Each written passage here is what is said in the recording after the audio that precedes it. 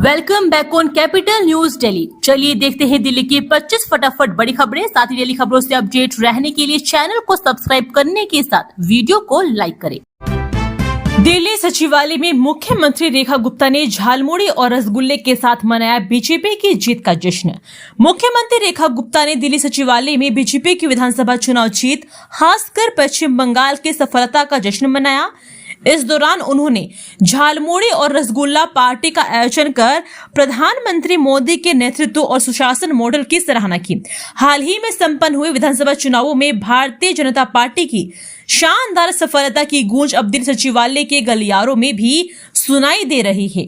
विशेष रूप से पश्चिम बंगाल में पार्टी की ऐतिहासिक जीत से उत्साहित मुख्यमंत्री रेखा गुप्ता ने अपने सभी कैबिनेट मंत्रियों के साथ एक खास उत्सव मनाया। इस दौरान सचिवालय में झालमुड़ी और रसगुल्ला पार्टी का आयोजन किया गया, जो पूरी तरह से बंगाल के चुनावी संवाद और जीत के रंग में रंगा नजर आया।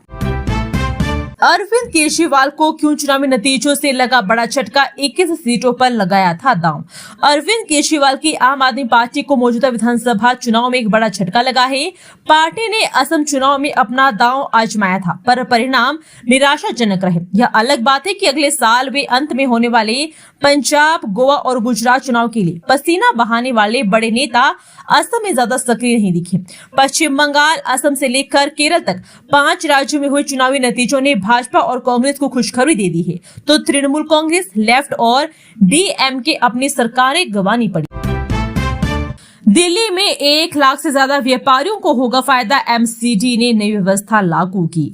दिल्ली नगर निगम ने एक फैसले से राजधानी के 1 लाख से ज्यादा व्यापारियों को फायदा होने वाला है। अब से दिल्ली नगर निगम की वेबसाइट में जनरल ट्रेड लाइसेंस और भंडारण लाइसेंस शुल्क संपत्ति कर के साथ जुड़कर आएगा। दिल्ली के व्यापारियों को अपने संपत्ति परिष्कर का वार्षिक संपत्ति कर कुल 15% जनरल ट्रेड लाइसेंस और भंडारण शुल्क को जमा करना होगा। केजरीवाल की आरोप मुक्त को चुनौती देने वाले सीबीआई याचिका की सुनवाई टली, जस्टिस सोनकांता शर्मा नहीं पहुंची कोर्ट।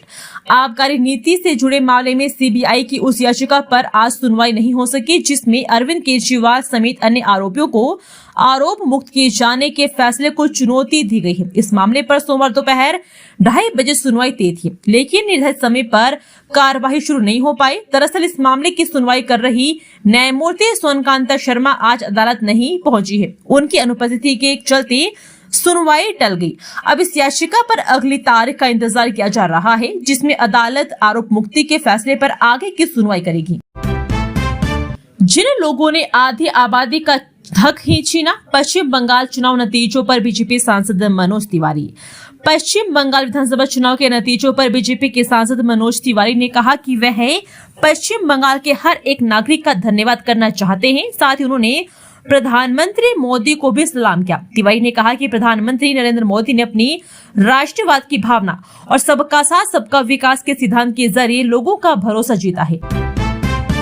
गुरुग्राम को मिलेगी नई मॉडल रोड, सेक्टर 51 और 52 को सड़क बनेगी आदर्श, जीएमडीए ने टेंडर को दी मंजूरी। गुरुग्राम सेक्टर 51 और सेक्टर 52 को विभाजित कर रही सड़क को आदर्श मॉडल बनाने की तैयारी जीएमडीए ने शुरू की है। जीएमडीए के सीईओ पीसी मीणा की अध्यक्षता में टेंडर आवेदन समिति की बैठक में इस टेंडर को मंजूरी मिल गई है। उम्मीद है कि अगले सप्ताह से सड़क को दुरुस्त करने की दिशा में काम शुरू हो जाएगा। जीएमडीए ने 3 महीने पहले इन मुख्य सड़क पर सर्विस रोड और फुटपाथ के निर्माण के अलावा बरसाती पानी की निकासी की व्यवस्था करने को लेकर करीब 5 करोड़ रुपए की लागत से टेंडर जारी किया था। इसके तहत अब एक कंपनी का चयन कर लिया गया है। यह कंपनी सर्विस रोड और फुटपाथ को तैयार करेगी। दिल्ली के सरकारी स्कूलों के फेल छात्रों को मिलेगा दूसरा मौका, एनआईओएस के जरिए 10वीं में दाखिले की प्रक्रिया शुरू। शिक्षा निदेशालय ने दिल्ली के सरकारी स्कूलों के 9वीं 10वीं में लगातार असफल छात्रों को एनआईओएस के माध्यम से 10वीं में दाखिले का दूसरा मौका दिया है। आवेदन की अंतिम तिथि 7 जुलाई 2026 से है और सरकार 5 विषयों तक का पंजीकरण शुल्क वहन करेगी, जबकि परीक्षा शुल्क छात्रों को देना होगा। शिक्षा निदेशालय ने सरकारी स्कूलों के उन विद्यार्थियों को एक और मौका दिया है जो 9वीं या 10वीं में लगातार असफल हो रहे हैं। 10वीं में दाखिले के लिए विस्तृत निर्देश जारी किए गए हैं। आवेदन की अंतिम तिथि 7 जुलाई 2026 तय की गई है। नोएडा में डार्क वेब से गांजा मंगाकर बेचने वाले 2 तस्कर गिरफ्तार। पीजी हॉस्टल के छात्रों को करते थे सप्लाई। नोएडा पुलिस ने डार्क वेब से ओजी गांजा खरीदकर पीजी और हॉस्टल के छात्रों को बेचने वाले 2 तस्करों को गिरफ्तार किया है। उनके पास से 8 लाख रुपए का 500 ग्राम विदेशी गांजा, कार और अन्य सामान बरामद हुआ है। गांजे की अंतर्राष्ट्रीय बाजार में कीमत करीब 8 लाख रुपए है और आरोपी गांजे की सप्लाई करने के दौरान पुलिस के हत्थे चढ़े। नोएडा सेक्टर 126 थाना पुलिस रविवार रात को चेकिंग के दौरान कार सवार 2 संदिग्ध दिखे। दोनों पुलिस को देखकर बच निकले का प्रयास करने लगे। हिंदुओं का अपमान करके कोई सत्ता में नहीं रह पाएगा, सनातन विरोधियों की पराजय, कपिल मिश्रा का बड़ा बयान। असम, पश्चिम बंगाल समेत 5 राज्यों के लिए मतगणना जारी है। रुझानों में असम और पश्चिम बंगाल में बीजेपी के बम्पर जीत के संकेत मिल रहे हैं। इस बीच दिल्ली सरकार में मंत्री कपिल मिश्रा ने बिना नाम लिए विपक्षी दलों पर निशाना साधा है। दिल्ली सरकार में पर्यटन मंत्री कपिल मिश्रा ने बीजेपी की जीत के बाद दिल्ली सचिवालय में तस्वीरें पोस्ट की। पर्यटन मंत्री ने नाम लिए बिना उपनिधि स्टालिन के विवादित बयान पर निशाना साधा। कपिल मंत्री मिश्रा ने एक्स पर पोस्ट करते हुए लिखा कि भव्य विजय सनातन विरोधियों की पराजय, जनादेश स्पष्ट है, हिंदू का अपमान करके वो सत्ता में नहीं रह पाएगा। दिल्ली में 3 दोस्तों को दौड़ा कर मारे चाकू, लाडो सराय में सरेआम हुई वारदात। साउथ डिस्ट्रिक्ट के लाडो सराय में इलाके में शनिवार रात पेट्रोल पंप पर शनिवार रात 4 हमलावरों ने बाइक में तेल डलवाने आए 3 युवकों को घेरकर दौड़ा कर चाकू मार दिए। सरेआम भीड़ भाड़ वाले पेट्रोल पंप पर हमलावर ताबड़तोड़ वार करते रहे, लेकिन वहां मौजूद लोग तमाशबीन बने रहे। हमले में 24 वर्षीय अली अमन की मौत हो गई, जबकि उसके दोस्त सुफियान और ऋतिक गंभीर रूप से घायल हैं। साकेत थाना पुलिस मामले की जांच कर रही है। पुलिस के मुताबिक घटना शनिवार रात करीब 11 बजे लाडो सराय स्थित पेट्रोल पंप पर हुई। अली अमन अपने दोस्तों सुफियान और ऋतिक के साथ बाइक में पेट्रोल भरवाने पहुंचे थे। इसी दौरान 4 से 5 की संख्या में आए युवकों ने अचानक तीनों पर हमला बोल दिया। परिजनों के अनुसार हमला होते ही दोनों युवक जान बचाने के लिए इधर उधर भागने लगे, लेकिन हमलावरों ने पीछा कर उन्हें पकड़ लिया और चाकुओं से ताबड़तोड़ वार शुरू कर दिए। वादों से विश्व घास तक नारी शक्ति का अधूरा संकल्प, सीएम रेखा गुप्ता। राष्ट्र की यात्रा में कुछ क्षण ऐसे आते हैं जब इतिहास नया रास्ता बनाता है और कुछ ऐसे भी जब चंद हाथ उस रास्ते पर अवरोध खड़े कर देते हैं। 17 अप्रैल 2026 का दिन भारतीय लोकतंत्र के इतिहास में एक काले अध्याय के रूप में दर्ज हो चुका है। बाबा साहिब अम्बेडकर की जयंती वाले सप्ताह में जब करोड़ों बेटियां संसद की ओर आश भरी निगाहों से देख रही थी, 131वां संविधान संशोधक विधेयक लोकसभा की दहलीज पर ही ठिठक गया। अत्यंत दुखद है कि प्रधानमंत्री को विपक्ष की बाधाओं के कारण देश से क्षमा मांगनी पड़ी।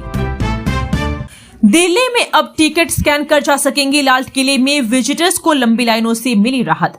लाल किला में विजिटर्स की सुविधा के लिए एक बार फिर टर्नस्टाइल गेट सिस्टम शुरू हो गया है। पहली मई से शुरू हुए इस सिस्टम में लगी मशीन में एंट्री टिकट के QR कोड को स्कैन करके किला के अंदर जा सकेंगे। इस परेशानी को दूर करने के लिए सिस्टम चालू किया गया है। 2018 से 2019 में 2 गेट पर प्रयोग के तौर पर यह सिस्टम लगाया गया था, लेकिन तकनीकी कमियों के कारण ज्यादा दिन नहीं रहा और 2022 से 23 में 6 गेटों पर टर्नस्टाइल गेट शुरू किए गए थे। किसान आंदोलन के दौरान इन्हें नुकसान हुआ था, तब से ये बंद पड़े थे। दिल्ली में चाइनीज मांझा बना जानलेवा, परिवार संग बाइक पर जा रहे 5 साल की बच्चे की कटी गर्दन, मौके पर मौत। राष्ट्रीय राजधानी दिल्ली से दिल को झकझोर कर देने वाला मामला सामने आया है, जहां उत्तर पूर्वी दिल्ली के उस्मानपुर थाना क्षेत्र में एक मासूम बच्चे की दर्दनाक मौत हो गई। जग प्रवेश चंद्र अस्पताल के पास चाइनीज मांझे की चपेट में आने से मासूम बच्चे की गर्दन कट गई। चाइनीज मांझे के चलते मासूम बच्चे की गर्दन धड़ से अलग हो गई। जानकारी के अनुसार करीब 5 साल का बच्चा अपने परिवार के साथ बाइक पर जा रहा था, तभी अचानक रास्ते में पड़े खतरनाक मांझे से उसका गला कट गया। घटना के बाद परिजनों ने अफरा तफरी मच गई और बच्चे को तुरंत अस्पताल ले जाया गया। सोना, नगद और मुफ्त सिलेंडर, क्या विजय के घोषणा पत्र ने बदल दी तमिलनाडु की किस्मत? रुझानों में टीवीई का जादू। तमिलनाडु विधानसभा चुनाव के रुझानों ने पूरे देश को चौंका दिया है। अभिनेता थलपति विजय की पार्टी तमिलगन वेथरी कड़गम ने राज्य की 234 सीटों में 105 पर बढ़त बनाकर डीएमके और एआईएडीएमके के दशकों पुराने वर्चस्व को हिलाकर रख दिया है। राजनीतिक जानकारों का मानना है कि विजय की इस ऐतिहासिक सफलता के पीछे उनकी पार्टी का 95 पन्नों का वही घोषणा पत्र है, जिसमें युवाओं, महिलाओं और किसानों के दिल को छू लिया है। दिल्ली में डीटीसी बस ने लिए बुजुर्ग रिक्शा चालक की जान, सामान लोड करते समय रस्सी टूटने से हुआ हादसा। गोविंदपुरी में के ओखला एस्टेट मार्ग पर डीटीसी बस की चपेट में आने से 60 वर्षीय रिक्शा चालक ब्रिजेश की मौत हो गई। पुलिस ने शव को कब्जे में लेकर पोस्टमार्टम के लिए भेजकर परिजनों को सूचित कर दिया है और मामले की जांच कर रही है। प्रत्यक्षदर्शियों के मुताबिक घटना दोपहर लगभग 3 बजे की है। सड़क किनारे ब्रिजेश रिक्शे पर सामान लोड करके उसे बांध रहे थे। रस्सी टूटने से वे सड़क पर जा गिरे। उसी समय तुगलकाबाद एक्सटेंशन की ओर से आ रही 440 नंबर की डीटीसी बस का अगला बायां पहिया उन पर चढ़ गया। इंजीनियर रशीद की जमानत शर्तों में बदलाव की अर्जी पर दिल्ली हाईकोर्ट ने एनआईए से मांगा जवाब। दिल्ली हाईकोर्ट ने आतंकी फंडिंग मामले में आरोपित इंजीनियर रशीद की अंतरिम जमानत शर्तों में संशोधन की अर्जी पर राष्ट्रीय जांच एजेंसी से जवाब मांगा है। रशीद ने अपने पिता के एम्स दिल्ली में भर्ती होने के कारण श्रीनगर के बजाय दिल्ली में रहने की अनुमति मांगी है। रशीद ने अर्जी दायर कर कहा है कि पूर्व आदेश में अदालत ने उन्हें श्रीनगर में रहने का आदेश दिया है। ऐसे में उन्हें शर्तों में बदलाव कर उन्हें दिल्ली में रहने की अनुमति। दिल्ली में बोरवेल के लिए रेन वाटर हार्वेस्टिंग अनिवार्य, टैंकरों की ट्रैकिंग के लिए बनेगा ऐप। दिल्ली की मुख्यमंत्री रेखा गुप्ता ने सोमवार दिल्ली जल बोर्ड द्वारा गर्मियों के दौरान पानी के प्रबंधन को लेकर उच्च स्तरीय समीक्षा बैठक की अध्यक्षता की। बैठक के दौरान गर्मियों के मद्देनजर राजधानी में जल आपूर्ति को सुदृढ़, समान और सतत बनाने के लिए एक व्यापक और दूरदर्शी रणनीति पर चर्चा की गई, जिसमें इंफ्रास्ट्रक्चर की तैयारी, संचालन दक्षता और तकनीकी हस्तक्षेप और दीर्घकालिक जल संरक्षण को एक साथ जोड़ा गया है। राघव चड्ढा को नई पार्टी में आते ही मिला जश्न का मौका, धमाकेदार जीत पर क्या बोले। हाल ही में आम आदमी पार्टी छोड़कर भारतीय जनता पार्टी में आए राज्यसभा सांसद राघव चड्ढा ने पश्चिम बंगाल, असम से पुडुचेरी तक में कमल खिलने पर अपनी खुशी जाहिर की है। आपके संस्थापक सदस्य रहे राघव चड्ढा ने 5 राज्यों के चुनाव में बेहतरीन प्रदर्शन के लिए पूरी पार्टी को बधाई देते हुए प्रधानमंत्री नरेंद्र मोदी, गृह मंत्री अमित शाह और भाजपा के राष्ट्रीय अध्यक्ष नितिन नवीन की तारीफ की। दिल्ली अग्निकांड में बड़ा खुलासा, सेंट्रल लॉकिंग एक सीढ़ी, बिजली कटने के जाम हुए लोग, बचने के रास्ते हुए बंद। राष्ट्रीय राजधानी के बेहद पोश विवेक विहार इलाके में 4 मंजिला इमारत में भीषण आग लगने से 9 लोगों की मौत हो गई। इनमें 5 लोग एक ही परिवार के थे। आग का कारण एसी में विस्फोट को बताया जा रहा है। यह दर्दनाक हादसा रविवार तड़के 3:48 पर बजे हुआ। मौके पर पहुंची पुलिस, आपदा प्रबंधन की टीमों और दमकल की 14 गाड़ियों ने 4 घंटे की कड़ी मशक्कत के बाद आग पर काबू पाया। बचाव कर्मियों ने 15 लोगों को सुरक्षित निकाल लिया, जबकि 6 लोग झुलस गए, जिनमें एक की हालत नाजुक है। 2 बेटों ने दूसरी मंजिल से कूदकर जान बचाई। मृतकों में 4 महिलाएं और 1.5 साल का एक मासूम भी है। किसी का कंकाल तो किसी का पेट का हिस्सा ही बचा, पहचान भी कठिन। झुलसने से शवों की हालत हुई बेहद खराब। दिल्ली के विवेक विहार हादसे में जान गंवाने वाले सभी 9 लोगों के शवों की पहचान बेहद मुश्किल है। किसी का कंकाल तो किसी की पहचान बेहद मुश्किल हो गई है और पेट का हिस्सा ही बचा है। जीटीबी अस्पताल के अतिरिक्त चिकित्सा अधीक्षक, चीफ कैजुअलिटी मेडिकल अधिकारी, वरिष्ठ चिकित्सक और प्रशासनिक अधिकारी लगातार मौजूद रहे। अस्पताल के एक डॉक्टर ने बताया है कि परिजनों ने शारीरिक बनावट के आधार पर शवों की पहचान कर ली। हालांकि आगे की कार्रवाई के लिए डीएनए सैंपल भी लिया गया है। गर्मियों में पानी के टैंकरों की निगरानी के लिए बनेगा ड्राइवर ऐप। राजधानी में भीषण गर्मी के दस्तक देते ही जल प्रबंधन को लेकर सीएम रेखा गुप्ता ने सोमवार को दिल्ली जल बोर्ड के साथ एक उच्च स्तरीय समीक्षा बैठक की।